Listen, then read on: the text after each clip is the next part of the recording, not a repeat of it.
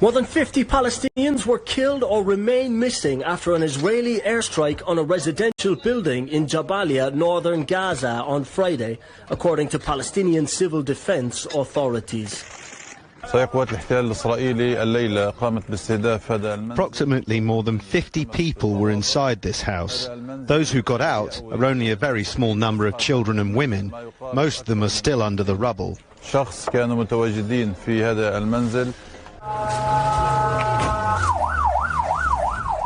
As attacks continue, the humanitarian situation also continues to deteriorate. The Hamas-run health ministry says 29 children and elderly people have died in recent days due to starvation, with hundreds of thousands more continuing to be at risk. On Thursday, the Israeli army said 107 aid trucks carrying food and medicine were permitted to enter Gaza, bringing the total number to 130 in the past 3 days. However, for those on the ground, it's vastly insufficient. There is no food, there is no drink. Why is that? They sent us drops, crumbs of flour, not enough for 1% of the affected people who want to eat. This one wanted to eat.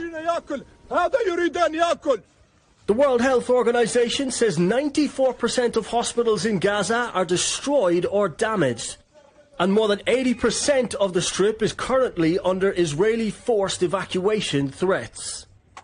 On Thursday, Israeli Prime Minister Benjamin Netanyahu criticized the leaders of the UK, France and Canada after they warned Israel of concrete actions if it continues expanding military operations and failing to allow humanitarian aid into Gaza.